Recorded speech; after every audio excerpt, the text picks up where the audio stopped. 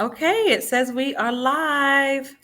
Hi, good evening, everybody. I'm going to give a few minutes for folks to come in.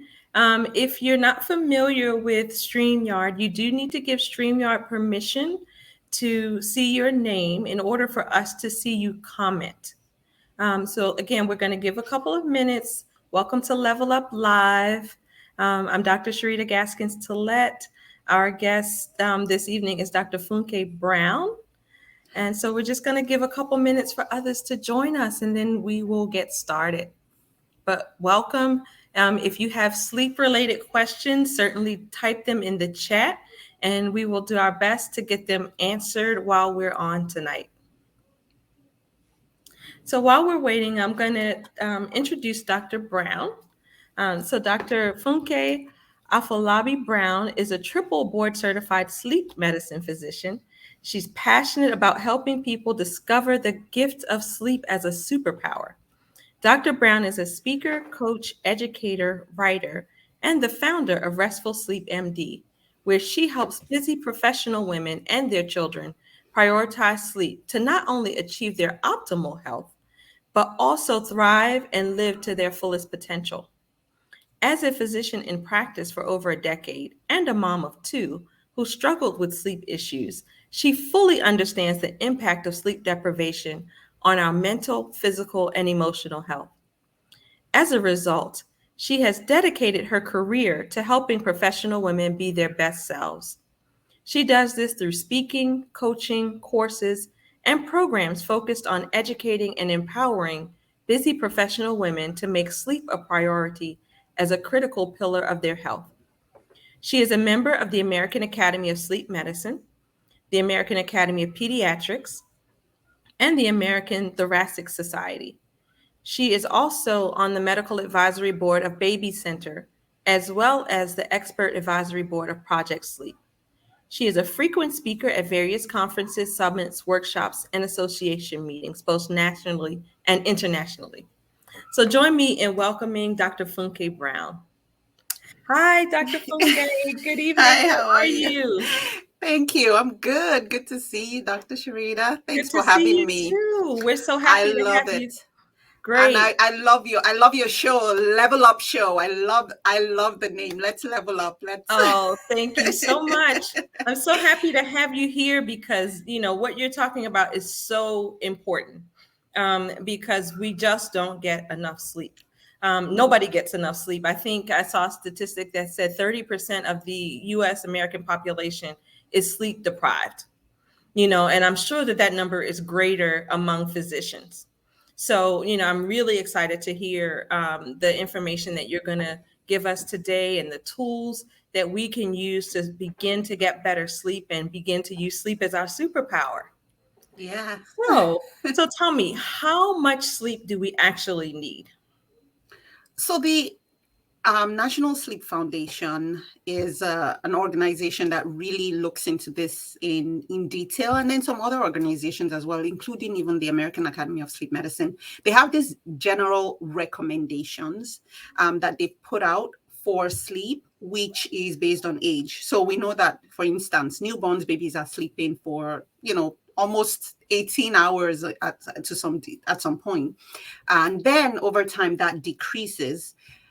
One thing I just want to note is the reason why you can imagine is because sleep is so critical to growth. So children need a lot more sleep. Of course, even as adults, you still are growing. And so you still need sleep, but the requirements or the recommendations change or decrease. So the ballpark really for women is about 7 to 9 hours. But when I put that out, usually what I say is it's a recommendation, because sometimes what happens is people now strive for 9 hours or strive for even 8 hours. And it may be that your body does not need that much. It's such a wide range. Some people need 7, some people need a little bit more. And so, really, for every individual, it varies, but about 7 to 9 hours should be your goal. Okay. Now tell me something. Does that need to be 7 to 9 continuous hours or broken up? Because I know for those of us who take call, we Mhm. may not get 7 to 9 continuous hours in a 24-hour period. Ideally, that's more ideal. I think at the end of the day, especially for shift workers and people who may have interrupted sleep, the goal is that you try to get as much as possible. Or think about even new moms who are waking up to feed and things, to feed their babies and things like that. Their sleep will get fragmented. I think the goal is to have a big chunk as much as possible, to have it as consolidated as possible, rather than have it fragmented. Because what happens with our sleep is that we go through different cycles or stages of sleep. So we have what you call light sleep, we have deep sleep, and then we have what you call REM sleep. So that light sleep is what we call stage 1, 2. We keep sleep very simple. Stage 3 is what you call that deep sleep, which is where that you get that really restorative sleep, okay? And where release of growth hormones and things like that, repair, restoration is happening during that deep sleep. And then REM sleep is that dream sleep in that sense. And so you're cycling through. So you can imagine that if you have sleep where it's more fragmented, then things kind of get off. And so you may wake up still feeling a little bit more tired because you've just not had much consolidated sleep. So the goal, as much as possible, is to try to get your sleep as consolidated as possible. But then, there's real life, which you have to be aware of. I would say as much as you can get for whatever stage of life you're in, the better. Okay. So now, why do we need so much sleep? I know you mentioned that it's restorative, but tell me the benefits of getting sufficient sleep. Absolutely. So, the way I try to look at it is you can essentially go from top to bottom. And one of the things that we talk about is, of course, when you sleep, we talk about the fact that sleep is not just a cure for sleepiness. I'm sleepy and the day is over, it's time to sleep. It has so many benefits. And right from the top, really, even from a cleansing perspective. So over the course of the day, our brain actually makes deposits. Think of when your body uses energy, right? It has waste products. So in our brain, adenosine is actually deposited, and some other products. And so what then happens is that builds up over the course of the day. And then when you sleep, you're getting this almost like cleansing that goes on. There's a system that was discovered actually not too long ago. It's called the glymphatic system. It's similar to the body's lymphatic system, which literally cleanses all those products off. And so you get that really cleansing action. So that is one critical piece. And studies have actually shown now that with increase in those deposits, some of those waste products include things like amyloid beta, which is been associated with Alzheimer's. So if you're not able to get good enough sleep, there's been increased risk of Alzheimer's, dementia, and things like that, memory loss, that feeling of being in a fog and things like that. All that can happen. Then, of course, even our general health, right? Our heart health, our hormone regulation, immune balance is critical to us getting enough sleep. And then also we talk about things like our mood, right? Mood regulation, consolidation of memory occurs during sleep because you're literally filing things from short-term memory to long-term memory when you sleep. And there's such a tight correlation between our mood as well as our sleep as well. We know how a 2-year-old feels like when they've missed a nap. That's exactly how all of us are, except we're not hopefully throwing ourselves on the floor in the grocery store because we can't get an extra piece of candy. But we feel we feel like that. Right, right. And even like I was talking in terms of your metabolism. So there's risks of insulin resistance, diabetes, obesity, and things like that when we don't get enough sleep. So really from top to bottom is what we can see the impact. And then one thing that I always talk about is also personal and public safety, right? We wouldn't want to have a drunk driver on the road, share the road with us. Well, studies have shown when we're sleep deprived, especially when you're close to 24 hours sleep deprived, your the impact of the impairment is pretty much close to what it would be if you're legally drunk. So really emphasizing the fact that drowsy driving is pretty similar to drunk driving. So that's something that's really important too. Right. And that's really significant. I don't, I know I had a friend in medical school who actually fell asleep on the way to a Mm. residency interview, Oh, because she was so sleep deprived. Fortunately, she did fine. Her car was totaled, but wow. she did fine. But that's really significant and important. And I think I saw something recently too about how many medical errors are made because of sleep deprivation. I think they Yeah, quoted it somewhere between 50 and 100,000 per year. yeah, Medical errors are made that they attribute to sleep deprivation. So exactly. it's really imperative that we start getting better sleep. So for us as women physicians, who do have, kind of crazy schedules, lots of demands on our time, what would you recommend? How would you recommend we approach our goal of getting more sleep and getting better quality sleep? Yeah, and I love how you put it. There's the goal, so there's quantity. We talk about. I really usually focus on three pillars. So we talk about the quantity of sleep. So that's that 7 to 9 hours, which for everyone is different depending on what your needs are. And then we talk about the quality of sleep, really trying to get as much restorative sleep as possible. And then another piece is the timing of our sleep, which is really aligned with our circadian rhythm. Some people are a little bit shifted, so they sort of more of the night owls, and then some people are more of sort of the morning larks, we call them, or morning persons. So when it comes to the quantity, what I recommend is no matter where you're starting from, if you're at 6 hours, I would say just aim for a little bit more. That's it. But the best place to start is working from the mindset piece. So one of the things I usually will talk to women that I work with about is where are you and where are you going? Because if you're not sure where you're going and why you should really prioritize sleep, then it's not going to matter. Other competing demands are going to take over and we're going to be back to where we started. But we talked about so many benefits of sleep. And if you think about it, it pretty much impacts every organ system. And Yes. so when you think about it like that, think and the consequences of not getting enough sleep is, having it's very detrimental. So look at sleep for me, I always say is look at sleep like your multidisciplinary clinic visit every night. You wouldn't miss it, right? Imagine if you had like a very complex medical problem and all the doctors say, we're going to show up here, we're expecting you.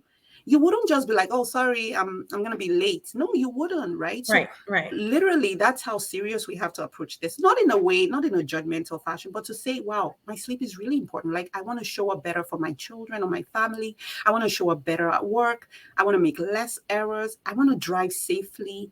I want to reduce the risk of obesity, of diabetes, and things like that. I want to live a better life, right? I want to, crush my goals. I want to be able to exercise, all those things. I need to understand that sleep is so critical to that. So once you do that, then it helps you start to set boundaries, right? So from there, you figured out this is really important. This is something that I want to really take on. This is the number of hours that I need for. And the way I ask people to find out about that is figure out how much sleep you would get if you did not need to wake up for an alarm clock. That's just the best way to do it. If you're waking up to an alarm clock and you're feeling groggy, you probably still need more sleep. So if you figure that out and it's about 7.5, 8 hours, and you're at, I don't know, 5.5 or 6 hours, just add 10 more minutes. Just start from where you are. Like find a way to fit in an extra 10 minutes and let's start to increase that. So that's for the quantity. So again, it's about the mindset, understanding how important it is and starting to set those boundaries. One of the best things and the worst things that has happened to us is this, Yes. right? But you can make it work in your favor because now you have all this alerts you can set in. So if you realize that I have to wake up at 6 a.m. and I need 8 hours of sleep, then I need to be in bed by 10 p.m. But in order for me to have 8 hours of sleep, it's not that I'm starting to go to bed at 10 p.m.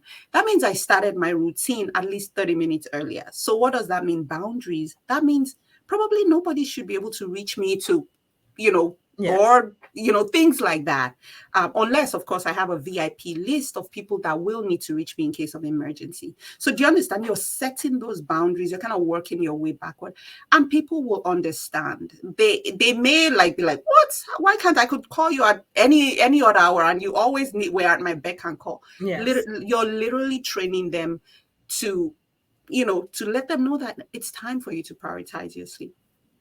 Now, when it comes to the quality, those are things we talk about a lot, where you hear about like sleep hygiene, things like caffeine, which can fragment your sleep, or alcohol, which can also, it's a sedative and it can fragment your sleep. So really working on certain things. And, I'm happy to go through all of that, really to find a way to make sure that your sleep is as healthy as possible. Make sure you're not eating too late into the night. We talk about the devices and things like that could be buzzing in the middle of the night. So all those things will impact the quality of sleep we have. And then the third I talk about is the timing of our sleep. So if you are a night owl, if you're someone who's not able to fall asleep until 11 or 12 midnight, then trying to go to bed at 8 p.m. is just going to be an exercise in futility. So really going to bed closer to around when you're more likely to fall asleep. But of course, on the other end, you have to make sure that you have enough time to get the right hours of sleep Right. in, right? So those are just those three pillars that I talk about. But it all starts, like with everything else, right? It all starts with that mindset. Right. It also sounds like it has to do with living intentionally too, because Mm, I think a lot of times we just kind of, let life happen. When I get sleepy, I go to sleep, or if I decide I have other responsibilities that seem to supersede sleep at the time, I do those and, kind of let sleep take the back burner. But it mm, seems that we need to be intentional about our sleep and intentional about setting those boundaries. So, absolutely. That's yeah. absolutely. So, when should we be concerned about our sleep? I know for women, insomnia is a big issue. I know for me, when I can't sleep, it seems that my mind is racing. I'm going through my to-do list for the next day and trying to make sure I haven't forgotten anything. And what do I need to pack in the lunchbox? And just all of the myriad of responsibilities that we have. What do you recommend to help to counteract? Some of those things that may rob us of our sleep. Absolutely. So I love that piece, because that's something that really we struggle with as physicians. Is we have all this obligations, we have all this demands, we have all these things that we're doing, and the best place to start again is with setting is creating boundaries. And one of the things I highly recommend is establishing a bedtime routine for yourself. Now, that's not going to fix everything, but I feel like that's a good place to start. And what's a bedtime routine? It's a ritual. It's something that you're doing again and again and again and again, that you look forward to, that is pleasurable. Because if we've been running at 180 all day, and then we just expect we're going to hop into bed and fall asleep, it's not likely, because it's when we get to sleep, that is when we get into bed, that your body and your brain is like, finally, I have your attention. Here you go, here you go, here you go, here you go. Right? Does that Right. sound Boom, boom, familiar? boom, boom. Exactly. It's like you weren't paying attention to me. Now I have your attention, right? So you need to have a routine. You need to have a buffer zone. Essentially, that's what it is. It is really transitioning you from the busy, busy, going to a calming, it is time for bed type of place. I think that is so important, because the issue also is that we're so exhausted too, that we're like, I don't care. I'm sure once I hit the bed, I'm going to sleep. But if you've not taken even 5 minutes, 10 minutes to process the day, to wind down, it's all going to try to catch up. So it may either catch up in the beginning of the night, where you're what we call tired but wired, Yes. or it'll catch up in the middle of the night, where suddenly your eyes just pop open and the thoughts start coming. So that is so important. Have that buffer zone. So what does a healthy sleep ritual look like? Perfect. I love that. So everyone is different. And what I encourage is find what works for you. I will share mine. This is what I do. So once the kids have gone to bed, usually I'll have about maybe 10, 15 minutes talk with my husband, just kind of like wrap up the day. Then I'll take a bath. And I love including a bath first, because we've probably been grimy all day. And it's very beneficial physiologically, because what happens is our core body temperature drops in order for us to fall asleep. And that's part of our circadian rhythm. So when you have a bath or a shower, relatively warm or hot, it literally cools your body it drops your core body temperature even faster because you have this so dilation of the skin, right? So you lose heat that way, and it promotes sleep in the fact that it's cleansing, it's relaxing, and that as well.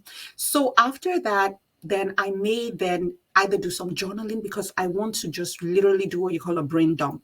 All those thoughts that are like likely to come up once I get on in the bed, I put them down. It may sound like gibberish. It may just be like an old scrap piece of paper with like, these are the things I need to do. Pack lunch. I Yeah. know I'll pack lunch, but don't come haunting me when I'm trying to sleep. So I'll write it down. These are some thoughts. And literally you're trying to empty your mind as much as possible. That is also when I'll do prayer. So almost like a sort of like mindfulness moment. And then from there, I get into bed. And that's it. Now, if you notice that despite doing all that, you're still really super wired, it may be that you're not ready. It may be that you need to sit down and either do some more journaling or do something relaxing, reading a book or something like that before you go into bed.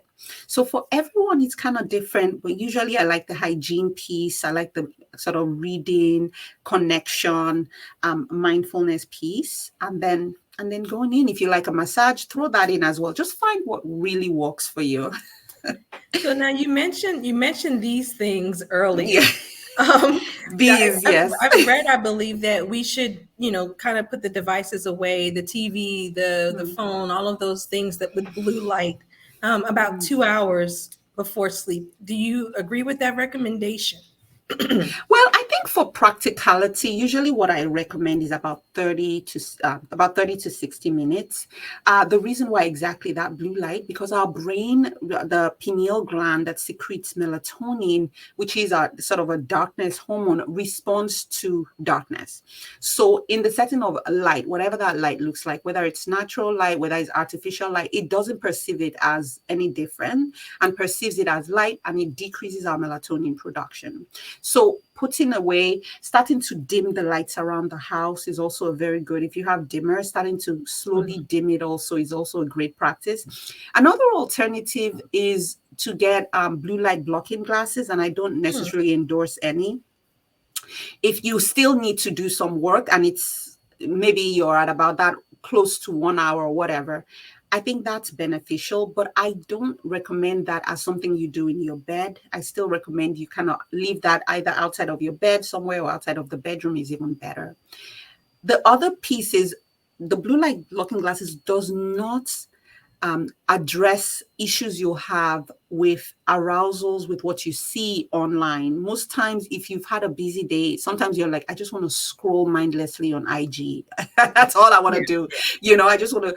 But sometimes it creates just this arousal whereby you're now trying to get into bed, and goodness, you just saw a highlight reel of someone, and you're like, oh, woe is me. I can't sleep. Look at me. I can't get this done. And so what that ends up doing is the opposite effect of what we would like, which is to calm you down. So if you see that things are triggering, I would say just that try to avoid that overall. So that's the thing with the devices. It's not just the light piece, it's that cognitive piece, the notifications coming in and things like that, which creates arousal that makes it hard for us to wind down. So we do have a question in the chat, asking if that is the same recommendation for children, the 30 to 60 minutes of from away from devices. Yes, I would say I'd lean more towards 60 minutes for children actually, because and then if you have children who are a little more the hyperactive side, then you want to try to avoid those like super stimulating activities even for as long as possible from bedtime. But about 60 minutes is what I recommend. Yeah. Okay. Now you mentioned, our melatonin levels, and I know that melatonin is huge right now in terms of supplementation. What do Mhm. you think about melatonin and other over-the-counter sleep aids? Do you recommend Absolutely. those if you're having trouble with insomnia? Yeah. So one of the things I did a reel recently where I said you just cannot supplement yourself to good sleep. It's not possible, sorry. So if you do need melatonin, if you have for your routine, for instance, say you find that drinking some chamomile tea, right, non-caffeinated, not decaffeinated, non-caffeinated, because decaffeinated actually contains some caffeine. So if you find like lavender and chamomile tea is like super relaxing and calming for you, and you want to toss it in a bath, on a bubble bath, or you want to make some tea or whatever, or spritz it in the air because it's calming for you, that's fine. There have been no studies to show that it decreases or improves your sleep. In that sense, a lot of the studies are just all over the place. There's really no rigorous studies, but anecdotally, some people really do report benefits from it. With melatonin, if you need to use it from time to time, I think it's fine. But usually, what I want people to go back to is the why. Again, Okay. what is the reason? Why do I need melatonin? Because if you have a racing mind, if you have anxiety, if you have zero boundaries, if you're on your device all for majority of the night in bed and all those things, if you're drinking caffeine all day to keep yourself Yeah. awake, and then now you try to take melatonin, you'll just keep increasing the dose, wondering why it's not working. And sometimes also it may initially work because of that mind, like, oh yes, I took something so I could sleep. So it's more of that placebo effect than Yes. anything else. But there are situations where it does work. If you have shift work, if you're a shift worker, sometimes I'll recommend that. If you have jet lag, because jet lag is a disorder too, could be a disorder where you're having time zone shifts, right? You're traveling and things like that. Melatonin is very helpful for that. If you have kids who have ADHD and some neurocognitive issues, sometimes melatonin is helpful for that as well. But it's all together just coming to why. Are there things I could do behaviorally that can improve my sleep rather than me needing a sleep aid or supplement or things like that? So when should we be concerned that we actually have a sleep problem? We're constantly tired. We're doing all the things that you recommend. We have our sleep ritual. We're taking our baths and drinking our chamomile tea and turning off our devices, and we still are not getting good sleep. What do when is it time? Is that when it's time to see someone? What are we looking for? What are the signs? Absolutely. So a few things, okay? I like to put them in three categories. I work with categories a lot. So the first category I would say is sort of behavioral things, right? Like we talked about. So you've done all the sleep hygiene and things like that. You're not drinking too much caffeine. You're not engaging in things that is promoting sleeping difficulties. Okay. Then we talk about sort of the medical issues. So things like sleep apnea or restless leg syndrome or just insomnia where you've now tried, you've tried different things and you're still finding like you're not able to, you just can't shut your mind down, you're just not able to sleep and it's affecting your day. Or you're waking up and you feel so unrefreshed. You've gotten your 7 to 9 hours, whatever that is for you. You're waking up exhausted all the time. You feel unrefreshed. You're waking, or you're tossing and turning. You're restless. All those things may be a sign that you have either sleep apnea or restless leg syndrome.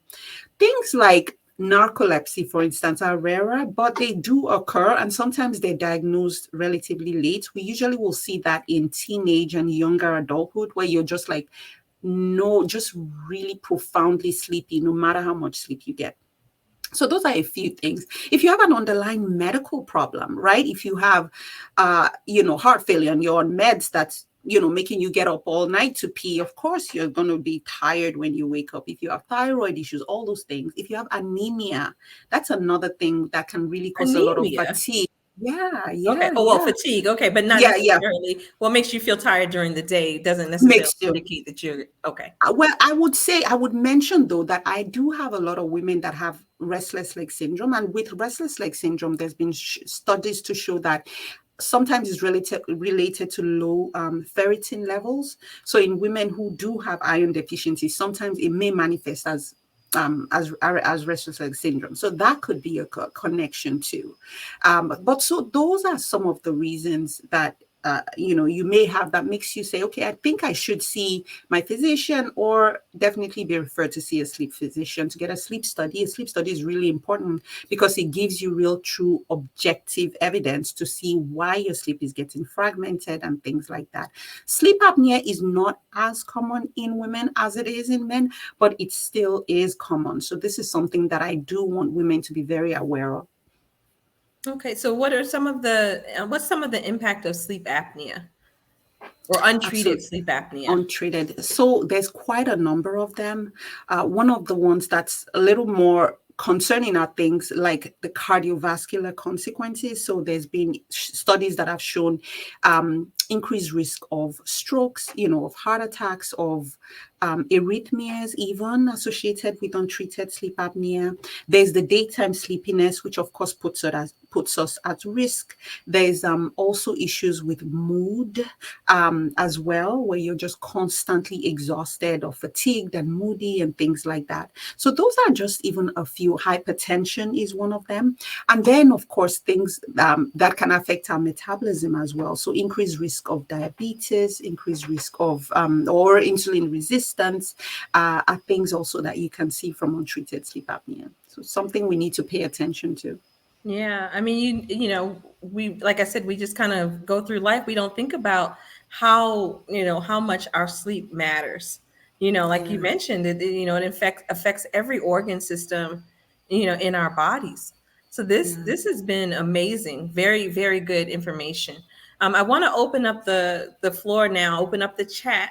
If you guys have questions for Dr. Funke before we close out for the evening. Um, so Dr. Funke, tell me if you had to choose one thing that you wanted women physicians to know about sleep, what would it be? Like, what is the number one thing that you want us to take from this talk? Well, it is that sleep is a superpower. It's something that you can really tap into for you to thrive, and you can do it starting tonight. It's not that complex. It's something that if you commit to and you harness, really literally can change your life. Excellent, excellent. So tell us, where can we find you if we want to work with you more? How can we do that? Yeah, absolutely. I am on Instagram as Restful Sleep MD, and here on Facebook, I am on as Funke Brown. And then I have a website, which is restfulsleepmd.com. And there's a ton of information, as well as opportunities to connect with me to, see how we can work together. I do have a coaching program for high, busy professional women and their children. It's usually about 8 weeks, and we can really sit and talk and really delve into what's going on with your sleep. So this is for the women and their children together, or you have individual programs for women and children? It's for the women themselves. But Okay. if, for instance, the children are their sleep disruptors, because that's Ah, something. yes, I know about that. I have a sleep disruptor. I like that term. So we have medical sleep disruptors, and then we have children who can disrupt our sleep. So we gotta work on that together. One thing I realize is sometimes the kids are eventually now sleeping and moms still cannot sleep. So then we really own down on, okay, Yes. how can we get you sleeping? Okay. Well, thank you very much, Dr. Funke. It's been a pleasure chatting with you. I can't wait to implement some of the tools that you've given us and start to get better sleep, because I can admit that, I am not harnessing this superpower. And I think we definitely need to do that. So, ladies, to level up our sleep, we want to be intentional about it. If you need more help, reach out to Dr. Funke. So that's it for tonight. We'll see you next week for the next episode of Level Up Live. Take care. Thank you. Thank you.